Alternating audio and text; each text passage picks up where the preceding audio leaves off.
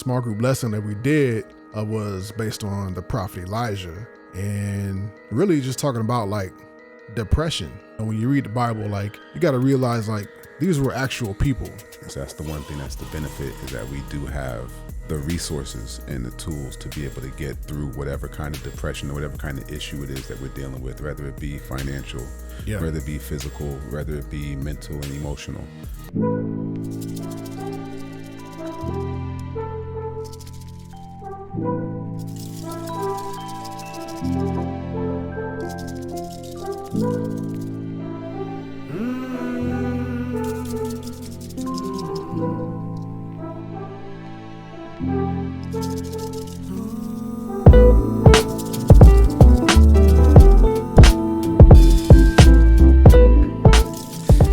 Welcome back to the Get Busy Podcast. That's your boy B.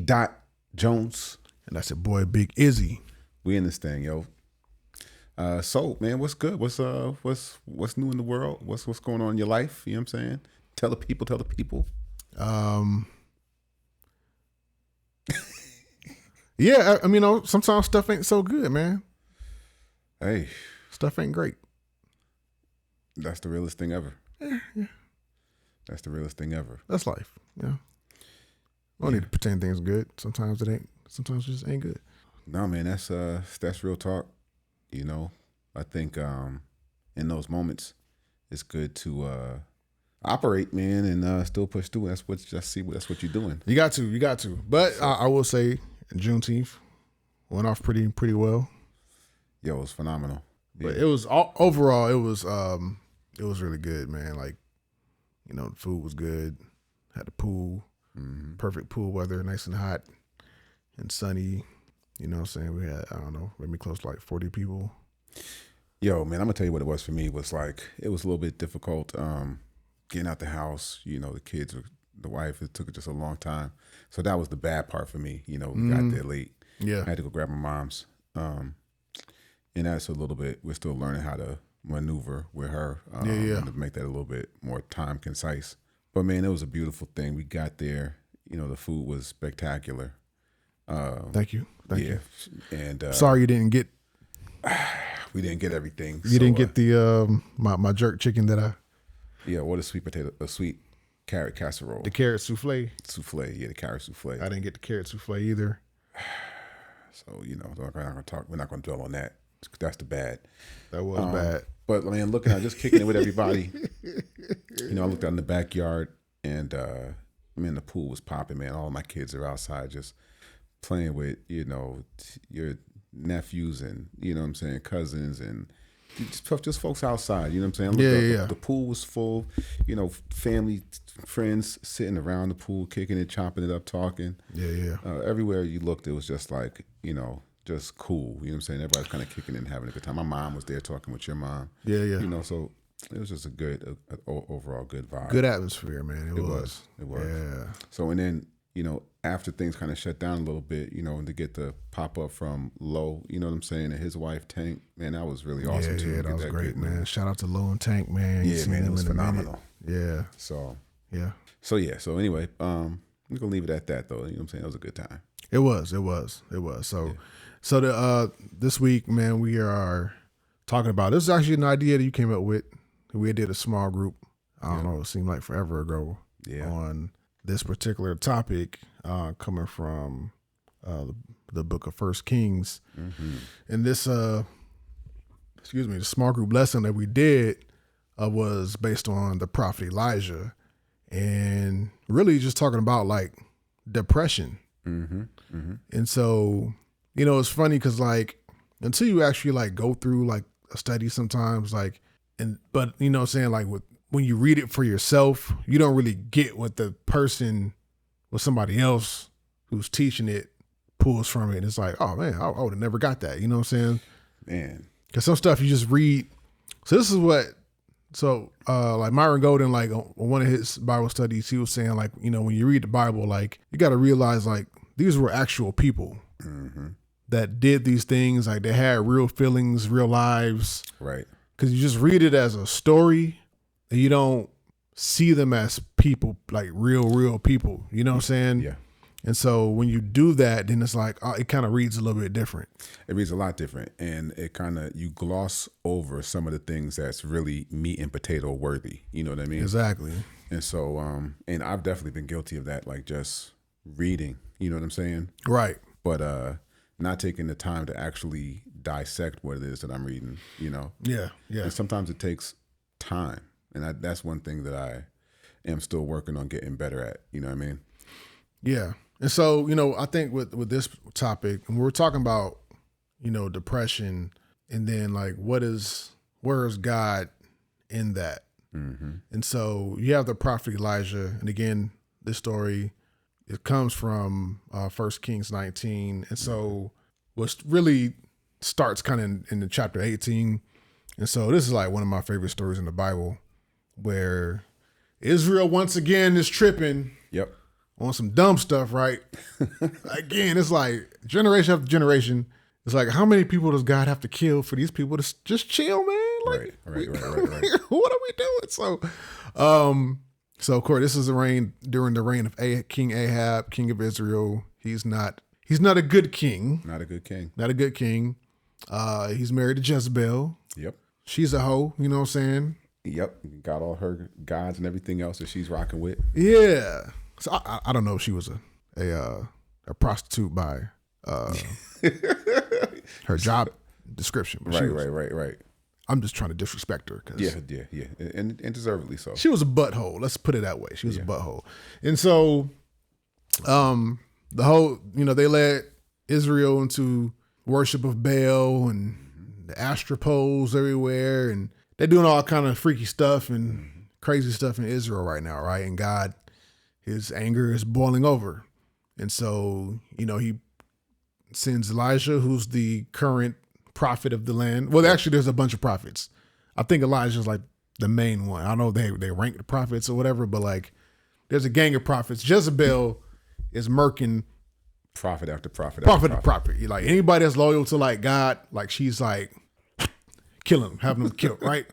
And so one of the guy that works in the palace, it's like he's on the side, he's hiding a bunch of these prophets. So he got 50 prophets in this cave, 50 prophets in that cave, and he bring them like bread and water just to keep them from getting killed. And so Elijah, basically he has this showdown, and there's a bunch of like false prophets on her side that belong to Jezebel and Ahab, and you know, got all the people worshiping all these crappy gods. And so Elijah's like, hey man, let's have a showdown. Mm-hmm. We'll see whose God is God. And so if you know the story, basically 2 altars, and it was 420 prophets of Baal, and it's just Elijah on this other side. And all the people, he brings all the people out. The king is there.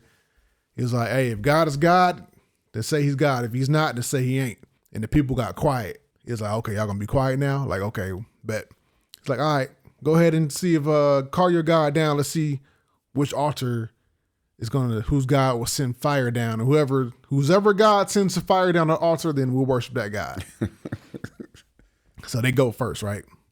And so they calling out to their God. Mm-hmm. They singing, dancing, cutting themselves, and Elijah's in the cut, like just talking all kind of trash, right? Yep, absolutely. He's like, oh, maybe he's asleep. Maybe she yell louder. Maybe he's on vacation. Maybe he just doesn't hear you. You know what I'm saying? Like he's just going in, right? And so after some time passes and they don't hear from Baal, Elijah's like, all right, my turn. So he's like, all right. He calls the servants like, all right, bring some water. Now, mind you, this is supposed to be, his altar is supposed to catch on fire by itself. He dumps a bunch of water on it, soaks it in water, right? He's like, digs a trench, wets up the trench, then he calls on God. Yep. Fire from the sky. Oh, hold up. I got the calls on God. You know what I'm saying?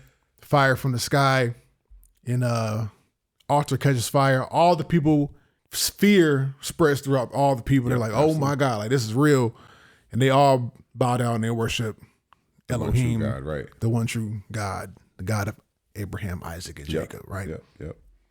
And so then Elijah's like, all right, cool. Now we got that straight. Hey, you see all them 420 prophets? Yeah, we need to go ahead and kill them right now. Mm-hmm. So they take them to the cliff. Boom, mark all of them. 420 dead, right? Yep. Kills all of them. So King Ahab, he's pretty upset. He goes back to Jezebel. He's like, man, you know what Elijah did? He just killed all the prophets of Baal. King Ahab, he's such a punk. He's not a real man, dude. He's not a... You want to go tattle to your wife. Elijah, he killed all the prophets. And so Jezebel's like, he sends a message to Elijah.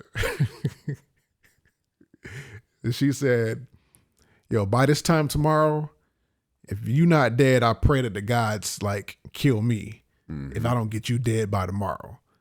So Elijah just came from this huge victory. So this is the thing, you know, and this is the part that gets kind of crazy because he literally had the confidence and the like braggadociousness, right? Yes, his swag was on. It was on a gazillion. It was on gazillion, yeah. You know, you watch fire fall out the sky, and you literally God tangibly has your back, right, for everybody to see. Yep. Yeah. But yeah, go ahead. But you know, and then he gets this. God bless you. Thank you. So anyway, go ahead. So yeah, so she sends word like, "Hey, I'm about to kill you, bro. You got 24 hours." And I'm, you know, she's standing on business. She's like, "Hey, if you're not dead, then I hope I die if I don't get you dead first, right?" Mm-hmm. So Elijah, he runs. He gets scared. He flees the city, right? He's laying under a broom tree, whatever kind of tree that is. And then the voice of the Lord, like I think in the form of an angel, he's basically talking to God. He's like, God, just kill me.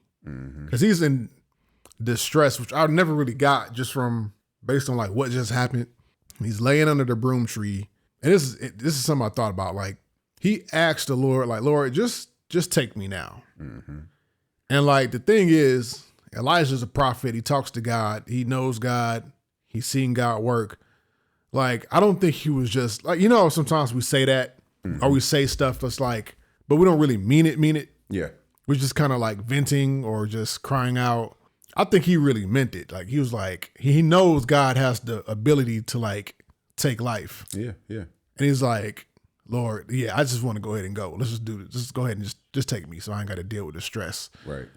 And so he was really, which let me know like he's really in distress. Yeah, he's really, it's not fake. It's not fake. Dealing with. Yeah, it's not fake what he's dealing with.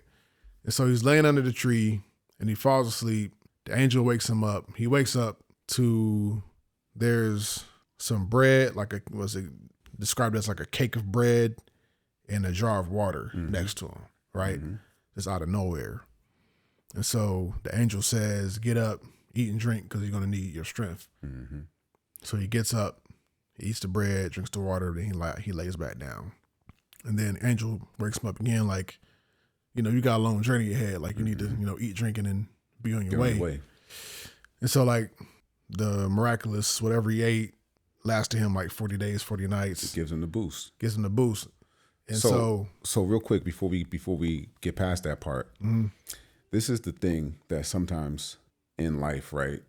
We will have really high highs sometimes. From the outside looking in, it's always like it looks like something that's really high, but the thing that can be catastrophic to us sometimes seems like it's a low. You know what I'm saying? Like it's not really as big a deal as some of the highs that we've overcome. You know what I mean? Yeah. So like to Elijah, what we just got finished talking about, Elijah, you know, God rained fire down from heaven. You know, he got rid of the false prophets, like major victory, right? For sure. But all it took was for a threat from Jezebel for everything else to get rearranged and shook. You see what I'm saying? Yeah. And sometimes that can happen in our own lives. You know, we got the promotion, you know what I mean?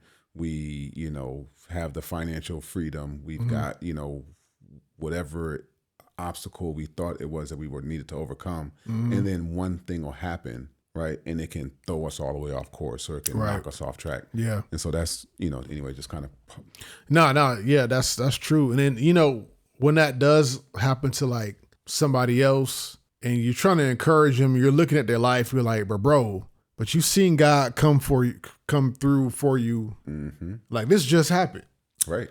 This is like, here's an example. This happened like 2 weeks ago. We were praying for it. Right. And God miraculously, you called me. You was like, and that, you know what I'm saying? Now you're acting like God it's not gonna come through for Exactly. you for this. You know what I'm saying? So it's like, and it's tough when you're going through it. Sometimes it's hard to see. Yep. But that's why, you got to have, community around you, 100%. people to help pick you up when you're down. And so, Elijah's by himself and he sends the angel. And so, this is God providing in two separate situations. One was just like very public, very miraculous, very amazing display of like his power and might, right? And the second one, it's a cake of bread and a jar of water. It's the most basic thing. Absolutely. You know what I'm saying? Like polar opposite of like what just happened. It's not flashy. It's not loud. It's not triumphant. It's just like, here's some bread and water for some. Yep. It's not delicious. You know what I'm saying? Maybe it might have been. I don't know. How that bread was. It's gluten free because they didn't have gluten. But yeah, you know what I'm saying? So like God provided this thing that was very simple that Elijah was going to need. He didn't really solve like the problem that he needed solved. Elijah was trying to escape, trying to get from here to here. God was like, you're going to need this for your journey. So God, he doesn't always like just solve our problems. Correct. Sometimes he'll give us what we need to help us to like continue to go and keep walking it out. And we're still, we're still hurting. We're still scared. We're still depressed, embarrassed, whatever it is, or angry even, you know what I'm saying? But like God will give us the thing that we need that's really simple to help us keep going. And I think he does that just so we can get out of whatever it is that we need to get from this particular valley to help build our character, to help strengthen us. He knows that we have to go through this journey now. Yeah. Yeah. He doesn't want us to take a shortcut. He doesn't want to help us to avoid it. It's like, all right, here's some bread and water. You know what I'm saying? Yeah. So I think about it like Popeye spinach or like, okay, so I'm trying to go too far sideways with this thing, right? But in order to become strong enough to become a Olympic bodybuilder, you know what I mean? You got to train for it. You got to develop, the strength and the endurance to be able to boost 500 pounds, right? Okay. God could magically allow you to lift 500 pounds one time. It's within his capabilities. Boom. You could do it one time, right? Right. But if you didn't build up the endurance and the strength to be able to actually do that, if you went to go spot somebody that was lifting 500 pounds, right? Because God did it for you one time. If you had the spinach boost once, right? And then you go back and somebody else is struggling with that 500 pounds. Yeah. Then when you try to go grab the weights, if it starts to fall, it's going to break your neck. You know what I'm saying? Or it's going to have you to snap. You know what I'm saying? Yeah. And so in order to actually be where it is that we want to be, we got to go through the process to get there. And I think that's part of what we're kind of talking about here. Like God gives us what it is that we need to get to where it is that he wants us to be. Because the thing that we ultimately want in the place that God ultimately wants for us is going to require us being more than what we are right now.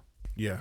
Yeah. Because he sees ahead and he sees the person that he wants us to become. And, it wasn't really till recently, maybe like, last couple years that I realized, I gotta, I used to pray like, Lord, take me out of this situation. And then, the more you learn, you kind of learn that, okay, I'm in this for a reason. Like this is, the divine appointment or whatever you want to call it. And it's like, okay, Lord, well, give me the strength to get through this situation. Yeah.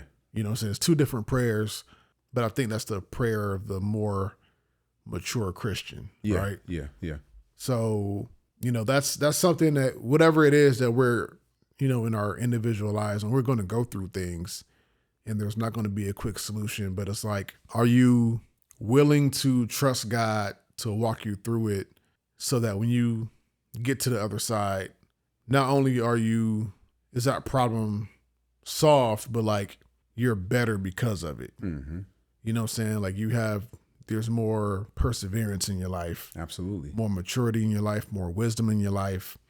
So now that when a similar situation happens again, now you're kind of ready for it. And you're also capable to help somebody else in that same, that might be in that same situation. So, I think that's very key, that a lot of us, sometimes we understand it, but like when we're going through it, we don't really, you kind of forget, right? And so, you could be dealing with like financial stress, and you have like a real need for provision. You know what I'm saying? You got bills, you got mortgage, you got kids, they got to eat, they need, if their feet growing, and it's like, man, say that one more time, bro. Good gracious. Feet is growing. You just bought the shoes. They ain't even warm out yet. They just the beginning of the summer, bro. I'm talking about May. Okay, anyway. That's the worst thing to hear. Like, hey, these shoes are tight. Like, I was like, nah, we just got those, bro, like 3 weeks ago. And you want to accuse your kid of lying? Like, you're lying right now. I did. Yeah. And sure enough, his toes were jammed up. I was like, oh. Let me feel wiggle your toe. It's all the way at the end. It's like, dang. Yeah. You know what I'm saying? So you gotta depend on God to get through them situations, bro. And look, I think it's Psalms, right? Where it's, yea, though I walk through the valley of the shadow of death, right? It didn't say I take a look at my life and realize there's nothing left. It didn't say I avoided the valley of the shadow of death. You know what I'm saying? I skirted around it. Like, you still had to go through it. You know what I mean? But even in that, his rod and his staff, they're still there to be comfort. And sometimes we miss that part. Like, because of what you just said, like maybe we just kind of forget about it. You look back, you turn around and look back, like the old school gospel song said, and you can see everything that God just brought you through. Just like Elijah, if you look back 48 hours, you know what I'm saying? That should have been enough to boost it up, right? Right. But the one thing is that God is faithful to people that believe in him. Yeah. And believe on him and on Jesus, right? And so as believers, that's the one thing that's the benefit, is that we do have the resources and the tools to be able to get through whatever kind of depression or whatever kind of issue it is that we're dealing with, whether it be financial, whether it be physical, whether it be mental and emotional, right? Because all of those things are things that can plague us and can cause like a lot of stress, a lot of distress, you know what I'm saying? And so for anybody that's out there and that might be dealing with depression, dealing with stress, sometimes it's even hard to identify it. That's another thing I wanted to kind of touch on. Sometimes we deal with stress and we deal with depression and we don't even realize that we're dealing with depression. Yeah. And so in this situation, Elijah was able to identify it.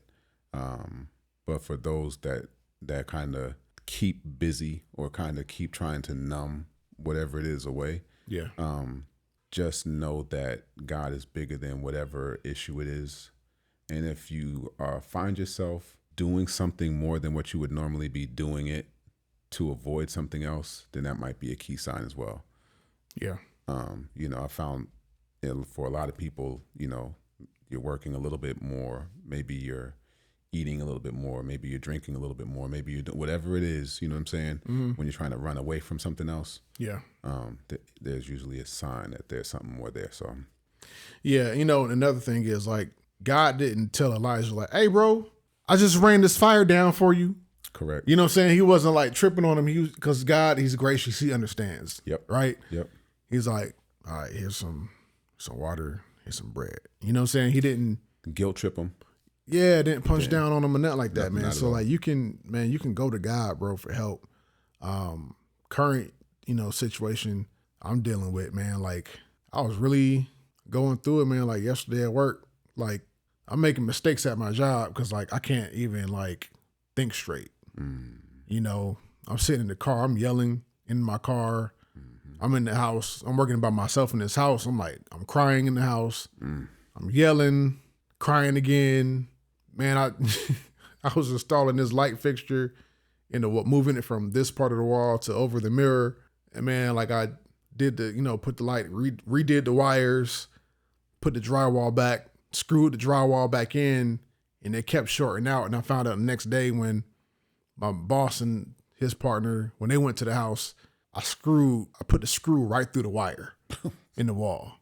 Yeah. And they kept shortening it out. It was like, and what's so messed up is like, that's actually not easy to do. Like if I was trying to like do that on purpose, like I had this much space and the wire is about as thick as my pinky. And it's like, I had to hit it like just in the right spot. Right. And I'm trying to avoid it because I didn't have that many screws. Normally I would go one above, one below. But because I only had enough for like just like one kind of like in the middle. Yeah. You know, I just went like a little bit below, but I needed to still be in the middle so the the drywall would sit the way it needs to sit. And like I still like messed it up. And I was like so mad at myself. I'm like, because like my mind was somewhere else, and I came in, you know what I'm saying? So like, and I'm sitting there thinking of like, I'm like depressed and I'm angry at myself, angry at other people for this situation.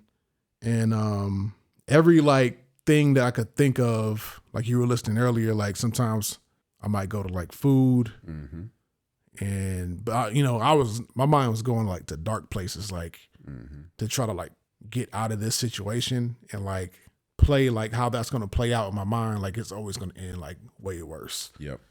And the only avenue that was feasible was to go to God with it. Yeah. And so I just went to God with it. I was like, I need your help. Yeah. You know what I'm saying? And, he started bringing peace in that situation. Yeah. Now there's this particular situation. I don't know if it's ever going to solve itself, but I have to be able to have peace within myself and try to move forward and carry on. You know what I mean? So it's real cliche to say, but you got to let go and let God. And in some situations, it's the only thing you can do. Yeah. And that's what Elijah had to do. He had to depend on God. And then, so later on in that story, he gets to the destination, he gets to these mountains and he's in the cave and, God is talking to him like, Elijah, where are you going? You know what I'm saying? And so, God presented himself. It was kind of weird. So he was there and there was an earthquake, there was like heavy wind, and there was a fire. And it said God wasn't in any of those things, even though God is the one that caused it. It was the fourth thing, which was a whisper. And like God was in that whisper. So like, I think that means we just have to get alone, like get to a quiet place away from distraction and just listen to like God's like still small voice. Absolutely. You know what I'm saying? So, and then just move forward from there. So there's no, like that story, there's no like perfect bow to wrap up that situation. Like God just had to provided what he needed, got him to the destination, talked to him in that destination, and then sent him on to the next thing. You know what I'm saying? And so it really just tells me like it's a process and we don't know how long the process is going to be, but God is there for us. That's right. And he's there for us. And the answer is there as well. Like the solution for whatever it is, you know what I mean? Yeah.